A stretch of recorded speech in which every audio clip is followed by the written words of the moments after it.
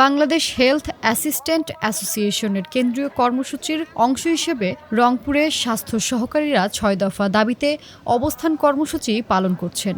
দাবি আদায় না হলে ১ সেপ্টেম্বর থেকে কমপ্লিট শাটডাউনে যাবে বলে হুঁশিয়ারি দিয়েছেন তারা।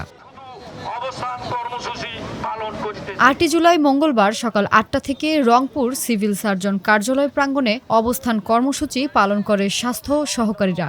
এর আগে বিভিন্ন উপজেলা থেকে সিভিল সার্জনের কার্যালয়ের সামনে এসে জড়ো হন তারা। বেলা ১১টা পর্যন্ত ৩ ঘণ্টার কর্মসূচি চলে। আমাদের ৬ দফা দাবি সরকারকে মেনে নিতে হবে, কারণ আমরা যে মাঠে পরিশ্রম করি আমাদের মতো অন্য কোনো ডিপার্টমেন্ট পরিশ্রম করে না। রোদে বৃষ্টি ঝড়ে ছাতা ছাড়া সব কিছু বিদ্যুৎ চমকাচ্ছে, তারপরেও আমরা মানুষের বাড়িতে যেয়ে বাচ্চার বাড়িতে যেয়ে ডেকে এনে আগের দিন বলে ডেকে এনে টিকা দেয়। আমরা স্বাস্থ্য সহকারী স্বাস্থ্য পরিদর্শক পূর্বের নিয়োগ বিধি দ্বারা নিয়োগপ্রাপ্ত হলেও সকলকে প্রশিক্ষণবিহীন স্নাতক পাস স্কেলে অভিকরণ করতে হবে। কিন্তু ইন্টারমিডিয়েট পাস থেকে আমাদেরকে ডিগ্রি সমমান মর্যাদা দেও দিয়ে আমাদেরকে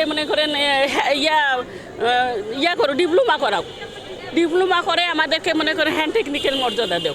স্বাস্থ্য সহকারীদের ৬ দফা দাবি হচ্ছে নিয়োগ বিধি সংশোধন করে শিক্ষাগত যোগ্যতা স্নাতক সংযুক্ত করে ১৪তম গ্রেড প্রদান, ইন সার্ভিস ডিপ্লোমা প্রশিক্ষণের মাধ্যমে টেকনিক্যাল পদমর্যাদা সহ ১১তম গ্রেডে উন্নতকরণ, পদোন্নতির ক্ষেত্রে ধারাবাহিকভাবে উচ্চতর গ্রেড নিশ্চিতকরণ সহ ৬ দফা দাবি তুলে ধরেন আন্দোলনকারীরা।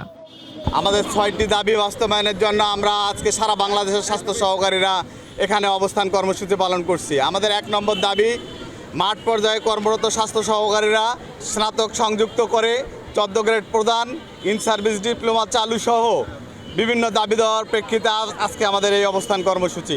আমরা সরকারের কাছে চাবো, উচ্চ পর্যায়ের আমাদের কর্তাদের কাছে চাবো, আমাদের দাবি দ্রুত মেনে নিয়ে আমাদেরকে আবার মানুষ মাঠে ফিরে দেওয়ার জন্য সুযোগ তৈরি করে দেওয়ার জন্য বিনীত অনুরোধ জানাবো। দাবি যদি যথাসময়ের মধ্যে মেনে না হয় তাহলে আমাদের পরবর্তী কর্মসূচি আমরা ঢাকা প্রেস ক্লাবের সামনে মানববন্ধন করে এবং সংবাদ সম্মেলন করে আগামী সেপ্টেম্বর ১ তারিখ থেকে সারা বাংলাদেশের শাটডাউন কর্মসূচি পালিত হবে ইনশাআল্লাহ।